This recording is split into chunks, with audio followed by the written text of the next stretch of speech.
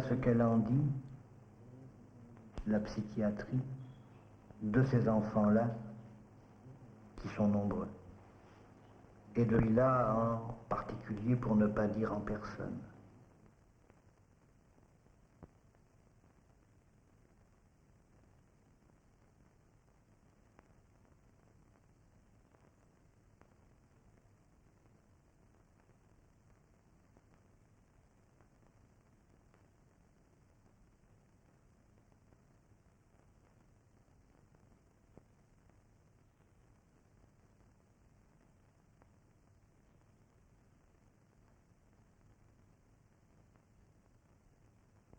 Voilà ce qu'il peut en dire, le psychiatre, qui s'efforce de dire au plus vrai de ce qu'il en voit et de ce qu'il en sait.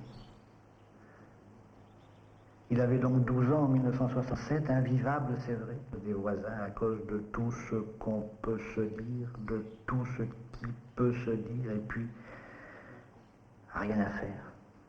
Ils l'ont bien dit, incurable, insupportable, invivable, incurable. Invivable, alors, la société a tout prévu, et même des lieux où un vivre le soit prévu. Et il se trouve que ce lieu-là prévu pour, je le connais. Les murs sont des murs, les toits sont des toits, des arbres il y en a, et les fenêtres ne sont pas tout à fait des vraies fenêtres. Les fenêtres ne s'ouvrent pas. Pas de gros. Du fer enrobé dans le bois, la grille ne s'y voit pas. Alors, que vont devenir les yeux de cet enfant-là parmi des centaines d'autres? Que deviennent les yeux d'un enfant qui n'a rien à voir? Que le temps qui passe. Et le temps, ça ne se voit pas. Il est atteint, cet enfant-là, d'autisme infantile précoce. Alors, son isolement est extrême, dit la psychiatrie. Et c'est vrai ce qu'elle dit. Le symptôme est flagrant. Et puisque c'est d'immuable qu'il a besoin, il en aura tout son sou, de l'immobile et du réitéré et du toujours pareil. Cette photo, cette image a été prise ici, loin de ces lieux prévus exprès tout à fait pour, très loin, à l'autre pôle. C'est à l'autre pôle que nous sommes. Et nous venions d'y arriver avec ce gamin-là à la clé de nos existences. Ce qu'il tient dans sa main, ce qu'il contemple, c'est une petite boule d'argile accrochée à une ficelle. L'un d'entre nous avait dû la rouler entre ses pommes et l'accrocher là, à une branche. Et le tour était joué. Il allait nous le faire voir, ce gamin-là, que la terre ne tournait peut-être pas dans le bon sens. Ce gamin-là, né avec une incapacité innée d'établir la relation à l'autre et souffrant d'un besoin impérieux d'immuable.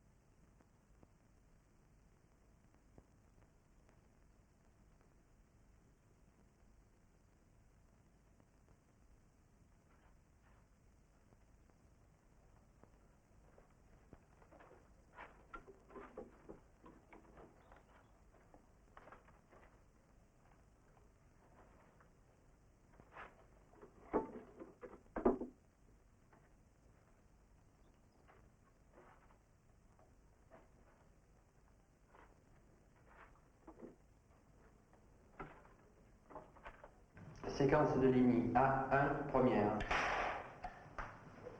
Parlez.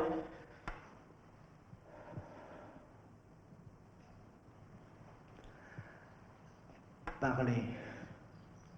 Parler comme si c'était tout naturel. En parler de ce gamin-là et des autres qui lui ressemblent. Alors que nous avons tout fait pour nous en passer du langage. De ce fameux langage qui nous fait ce que nous sommes. Et maintenant, il faut lui rendre des comptes. Mutique, ce gamin-là, alors, à quoi se fier? À quoi se fier lorsqu'il fait défaut? Le langage.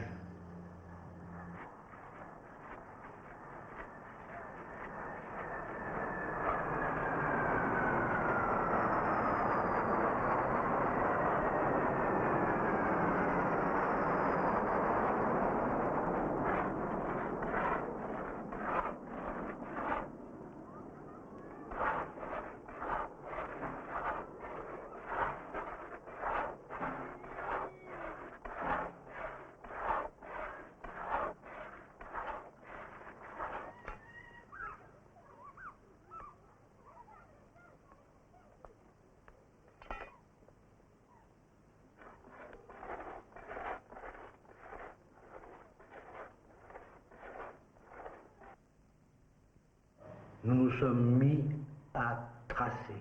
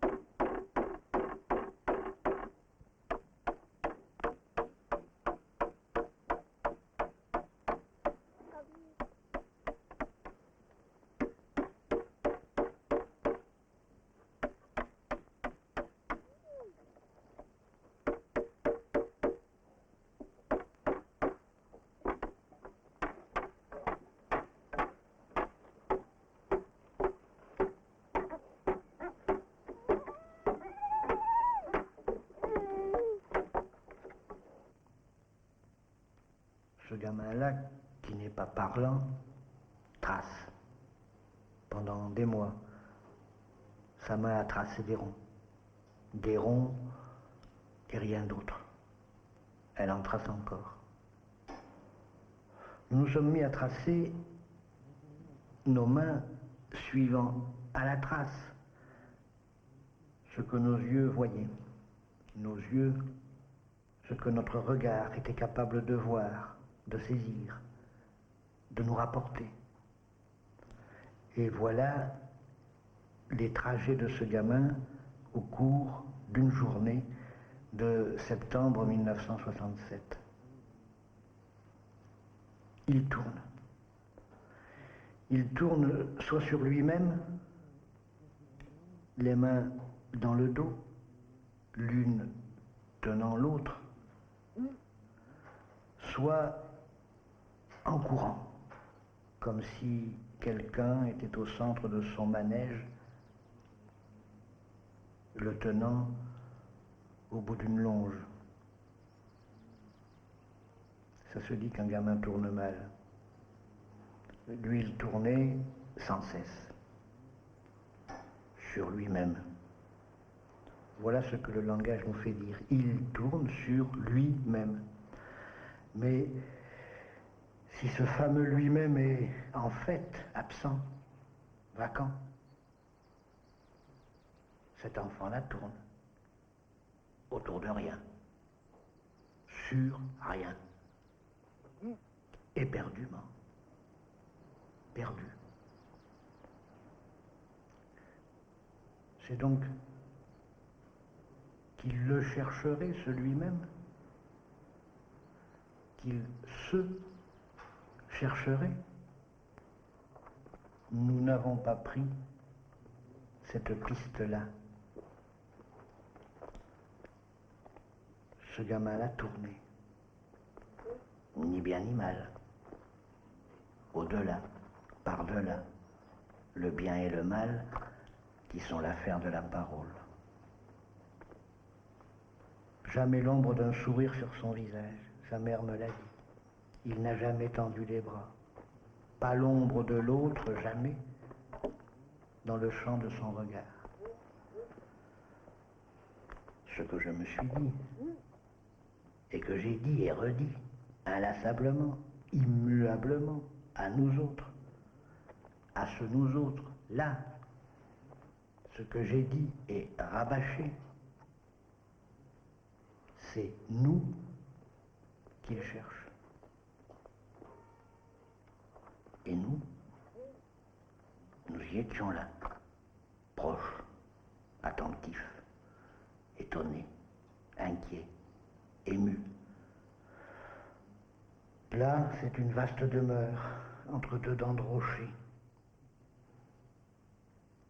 Nous, des êtres pensants, êtres de langage, de chair, de sang, d'os et de langage par-dessus tout. Sinon, à quoi voulez-vous vous fier? Mais puisque le langage ne porte pas, puisqu'il ne l'a pas, ce gamin-là, qu'il n'y entend rien, alors la différence est énorme. La distance infinie.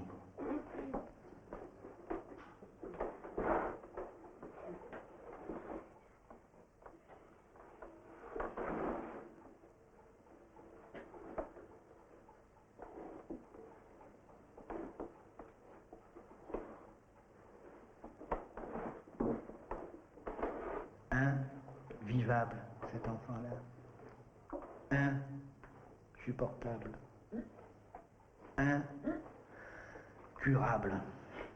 Et nous, à ses yeux, invisible, inexistant.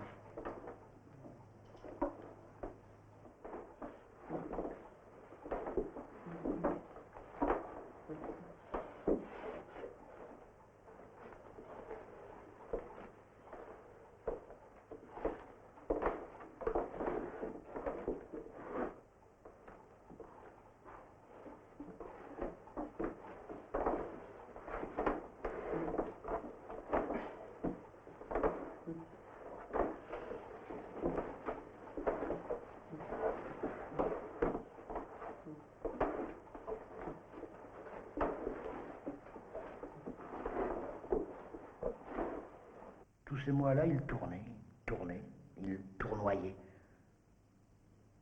comme un vol de pigeons. Et la terre et les toits auraient disparu. Alors, le vol n'en finirait pas de tournoyer. D'ailleurs, tous ces mois-là, ce gamin ne marchait pas, il courait, talons jamais posés. Inlassable, infatigable. C'est pas normal d'être infatigable. Le trou du loup, l'enfant sauvage. En plus, voilà qu'il aboie. Un aboi rauque. Un aou. Allez savoir comment ça s'écrit. Et il lui arrivait aussi de se cogner la tête contre un mur, violemment. D'autres enfants nous étaient advenus semblables à celui-là par certains traits, certaines manières d'être. À croire que la vacance du langage les fait jumeaux, ces enfants-là. Et nous avons pris position. Nous n'étions jamais que quelques-uns en petites unités éparpillées dans les monts de Paris. Il fallait tenir, et de jour, et de nuit, malgré l'invivable, l'insupportable. Dans les vagues, dans les monts érodés de la chaîne hercynienne, quelques radeaux d'après le désastre. Désastre, le langage a disparu, comme on le dirait du soleil. Et nous, à vrai dire, bien désemparés, mais tenaces, il finirait bien par le percevoir que nous y étions là, proches. Nous, de chair, de sang et d'os. Et peut-être d'autre chose que de langage.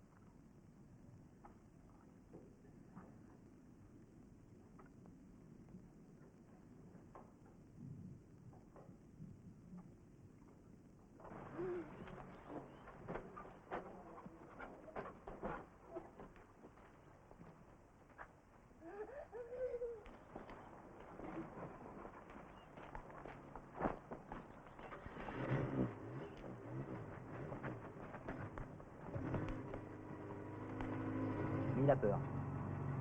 Il fait la luge tout seul par contre. Ah oui, c'est pas la pente, il a pas peur de la pente. C'est pas les regards, c'est pas les autres. Non, il fait aussi de la luge tout seul où il y a du monde, ça c'est pas ça qui le gêne. Non, mais c'est le fait d'être debout sur quelque chose d'instable. Mais dans une luge, il part tout seul, il s'en va. Il s'arrête et le... On va attendre chaque chose. Bon, allez, on va surveiller. Allez.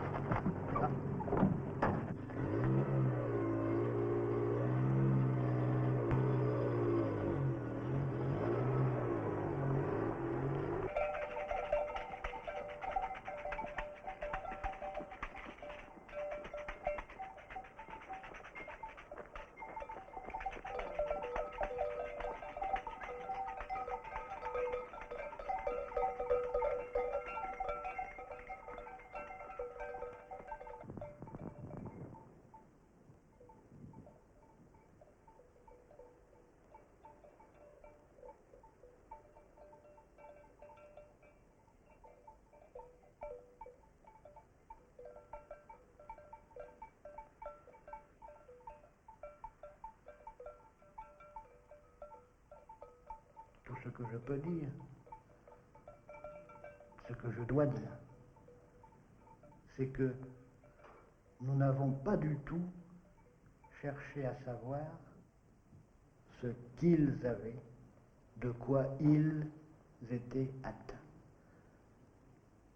Nous nous sommes mis à la recherche de ce qui pouvait bien nous manquer, nous faire défaut, et gravement, pour que ce nous-là, de personnes conjuguées, soit à leurs yeux inexistant.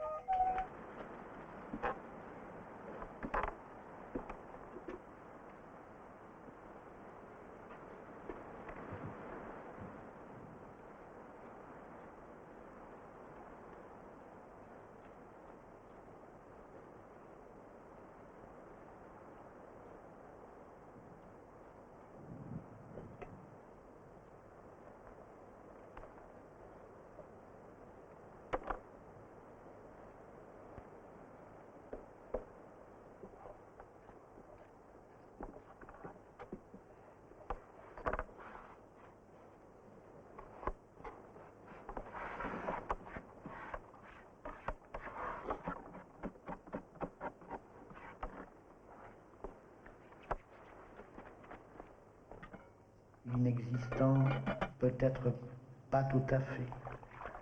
De loin, de très loin, même quand l'enfant était proche, il arrivait qu'il distingue vaguement quelque chose qui n'avait rien à voir ni avec l'un, ni avec l'autre.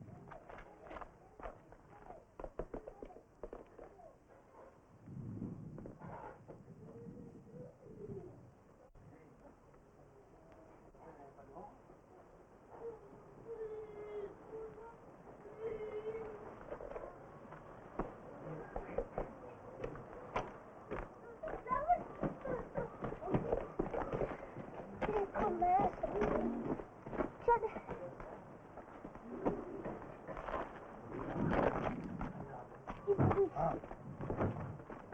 Elle le Mexique. On peut le prendre.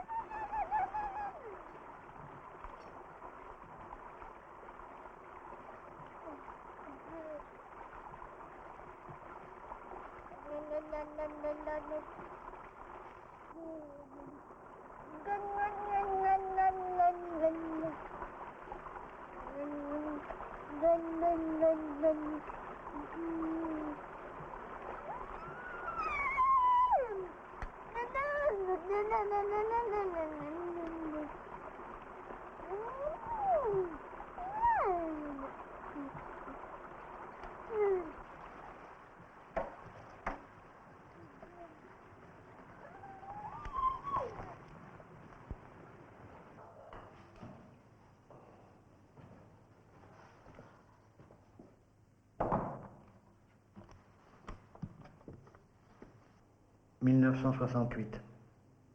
Un an à peu près, jour pour jour, qu'il est là avec nous, ce gamin, à la boule d'argile, encéphalopathe profond. Tourner et se balancer. On dirait un mouvement d'horlogerie. La roue et l'encre. Des fleurs noires, ici et là, sur la ligne d'air. C'est là où il s'arrêtait de courir. Et se balancer était quelquefois de moindre envergure. Là, c'est comme un cri, et là, c'est murmuré. Mais il ne s'agit pas du tout de langage. Il s'agit de se balancer, les mains derrière le dos, l'une tenant l'autre.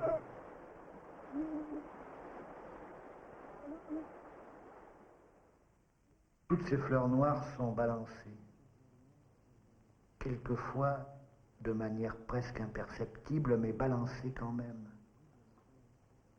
Les fleurs ne sont jamais tout à fait immobiles.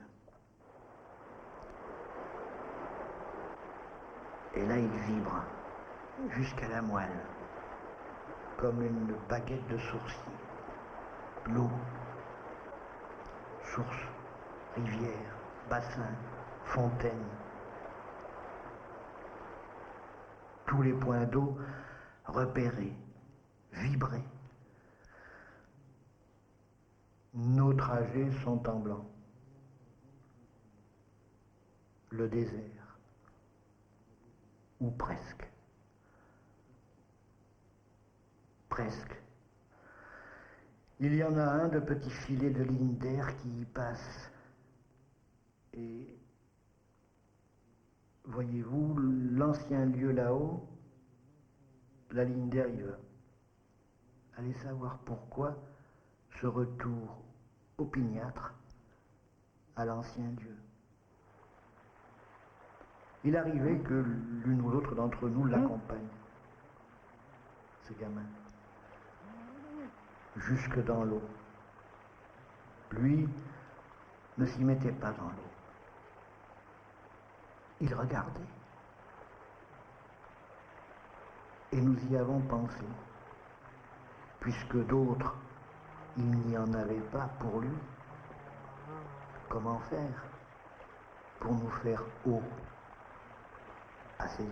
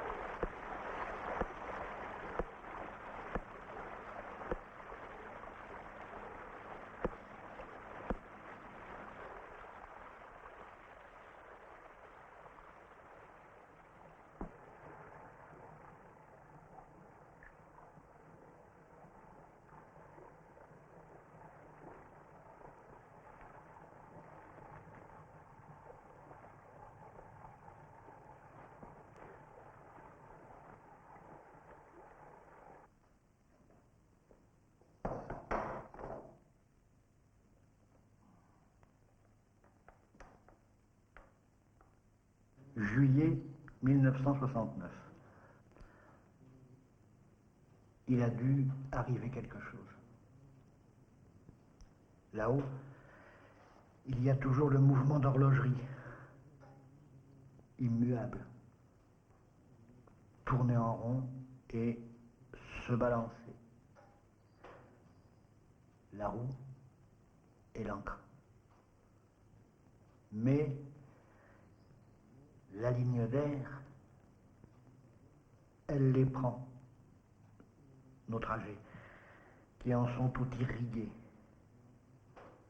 Est-ce à dire que ce gamin-là prend part à nos projets?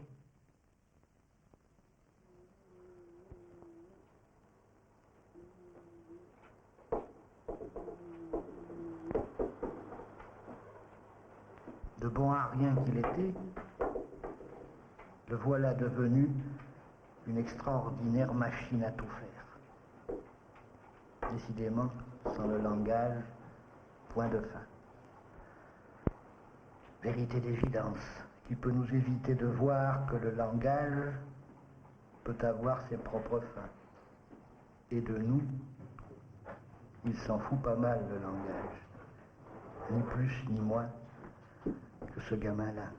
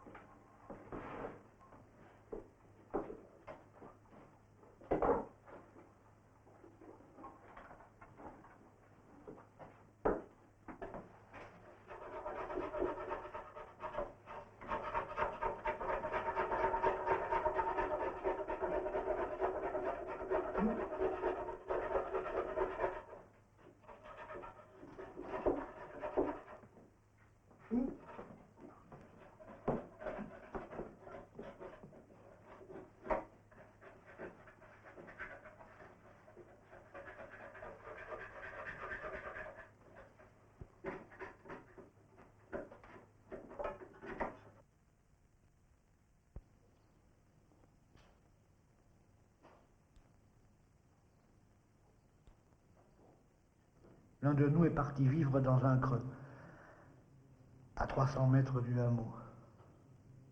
Robinson, dans son île d'en bas, dans son île en creux. et pourvu de quelques vendredis pas ordinaires. Invivable, insupportable, incurable. Un petit cours d'eau, une tente, un abri. Les quatre murs sans toit d'une bergerie depuis longtemps désertée. Sans toi. Sans toi ni moi, ces enfants-là. Et la ligne d'air y va, en revient, y repart, y demeure, en repart. Et la voilà dans cette maison où nous sommes. De l'eau dans la maison, il n'y en a pas. C'est ce gamin-là qui l'apporte, qui nous l'apporte. Ce nous-là, je le rajoute. Ça nous fait cet effet-là, qu'il nous l'apporte, l'eau. Inlassablement. L'eau. L'eau portée de la fontaine à l'évier de pierre. Inlassablement, c'est peu dire. Il y avait comme de l'enthousiasme dans l'effort de la porter cette eau. Et pourquoi pas? Les jours étaient semblables et tout piquetés d'éclats de joie. La joie, ça éclate. Il en retombait des morceaux partout, entre nous, à tout moment.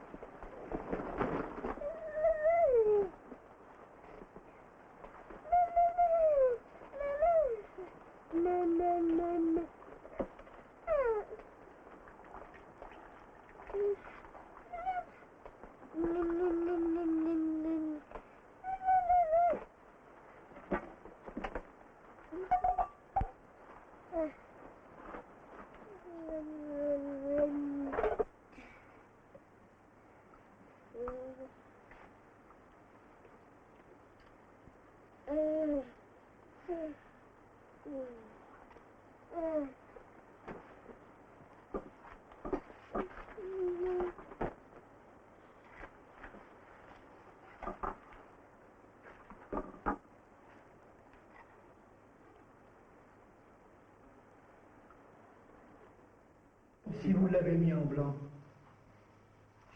en blanc, c'est qu'il y a quelque chose qui se repère là, quoi. Je veux dire, est-ce que c'est quelque chose qui apparaîtrait, qui soit un peu de même nature que le cercle blanc, l'île d'en bas? C'est-à-dire tous les trajets des gamins aller à droite, à gauche, circuler, et jamais leur trajet ne franchissait. Et est-ce que c'est quelque chose qui est comme ça? Non, je pense pas. Non, non, il faut que... Tant pis. Bon.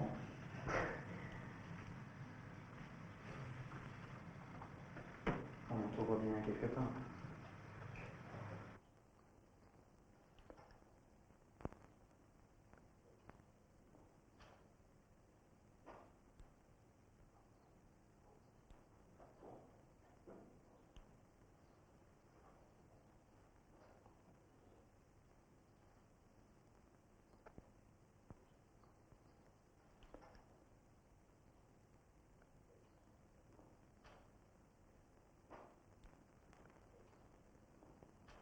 Comment ça a changé à Ferré?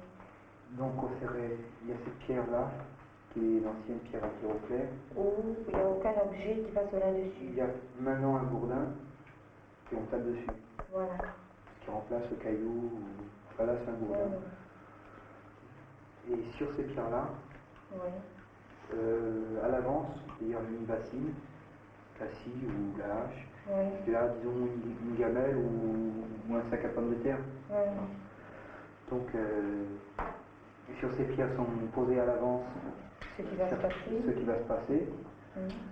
Et au moment où on les pose, on passe aussi par la pierre en tapant sur le gourdin.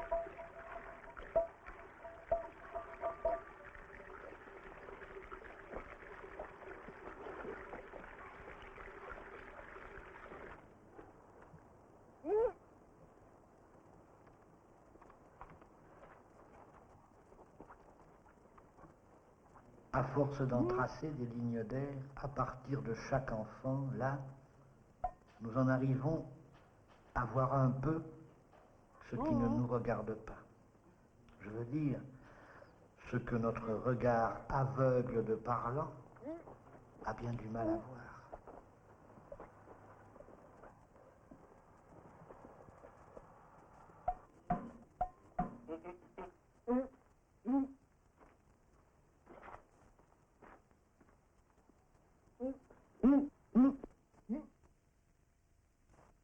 Nous, il lui a poussé comme un corps, tracé en gris, presque aussi noir que l'eau, à force d'y être, là, sans doute, et d'aller, et de venir.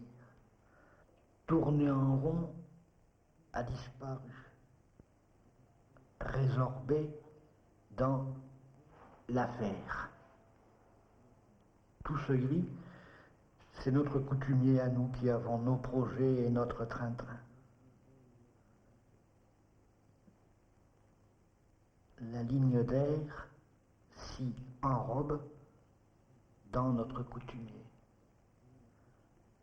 Par-ci, par-là, les petites fleurs noires du pour-rien persistent. Certains d'entre nous devaient penser que c'est de la mauvaise herbe, ce pour-rien-là, et l'extirper en douce, graine de symptômes. Et il n'y en a quasiment plus sur ce tracé-là. Il faut les chercher. Se peut-il qu'il l'ait été, le gamin à la boule d'argile, à ce point mobilisé, domestiqué, allez savoir quel mot il faut penser quand tout va si bien.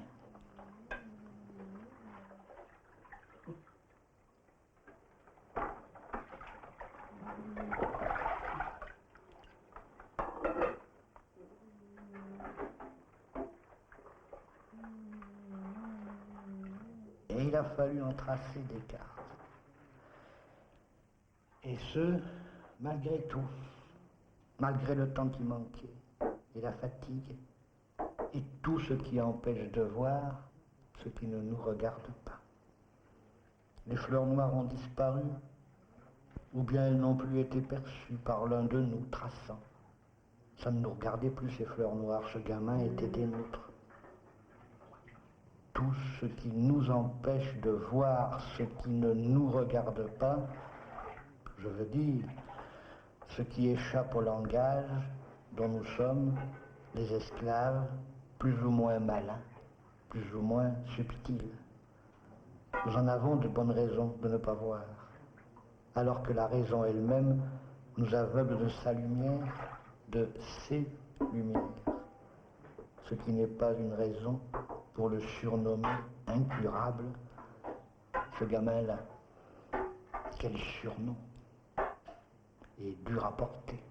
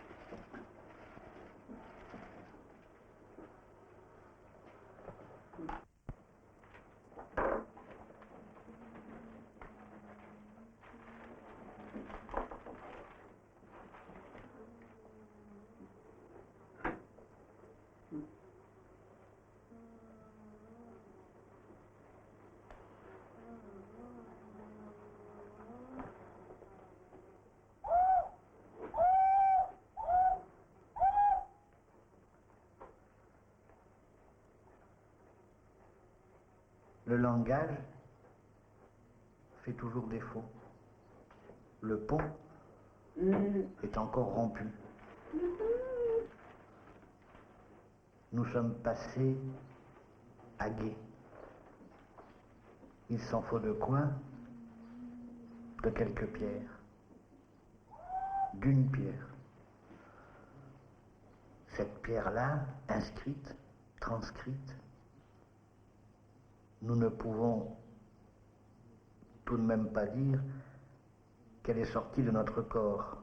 Et pourtant, je dis qu'elle est une chose repère de ce corps commun. Comment dire autrement? Il ne s'agit pas de l'un et de l'autre. Il s'agit bien d'une espèce de nous, mais d'un nous qui n'a rien à voir avec la conjugaison des personnes là présentes. Certes, il nous a fallu nous entendre, nous concerter même, sans trop y croire. Mais c'est toujours à notre insu que ce gamin-là faisait éclater l'évidence que là, il nous trouvait. Et c'est là, à lui, c'était des drôles de là. C'est ainsi qu'est née cette pierre à permettre.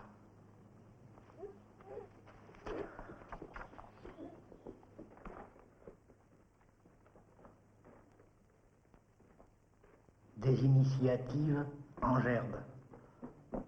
Comme en tapant sur une pierre, il arrive que ça fasse des étincelles.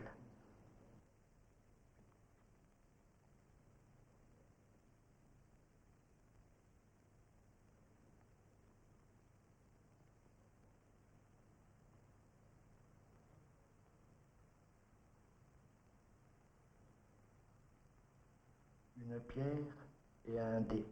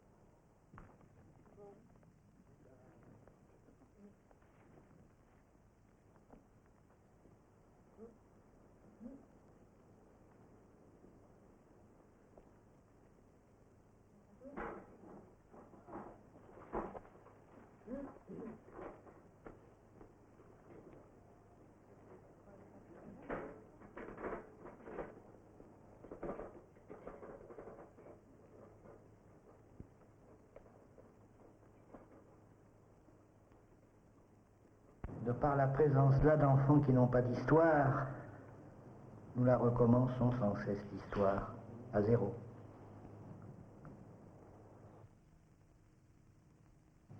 Il était une fois des hommes et des pierres.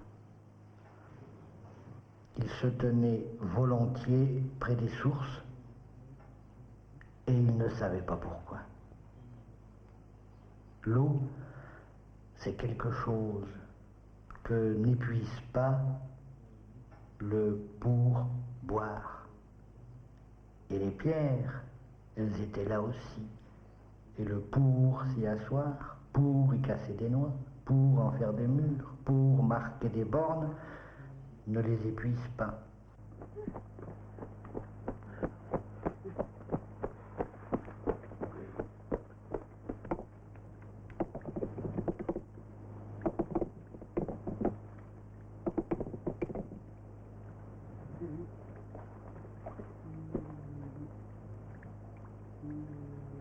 Que ce gamin-là, invivable, insupportable, incurable, il en prend des initiatives. Fasciné, attiré qu'il est par les choses à faire.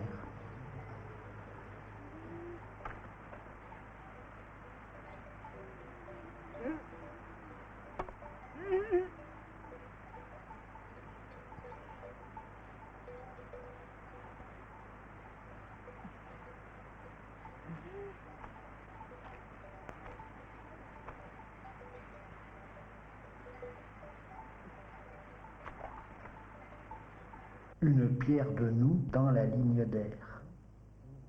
Initiative. Vous savez, il est toujours là, le mouvement d'horlogerie tourner en rond et se balancer. Et ce petit caractère qui inscrit l'événement de l'initiative est fait d'un rond et d'un bâton. Point sur lit. Lit d'initiative. Lit d'immuable.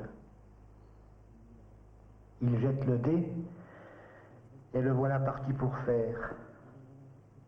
Mais dans un monde où règne le langage, aura-t-il jamais la liberté?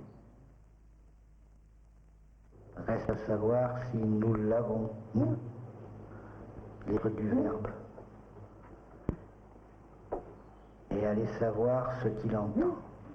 Quelles voix qui n'en sont pas et qui parlent du temps où l'être humain n'était ni l'un ni l'autre, discriminé par le langage.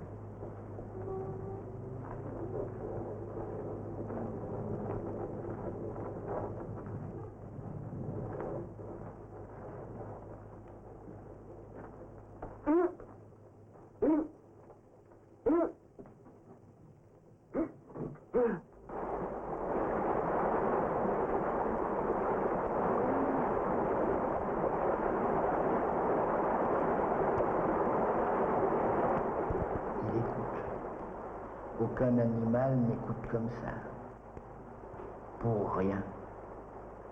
Le bruit qui vient du plus profond de l'eau, qui n'est pas une chose, puisque lui n'est pas quelqu'un.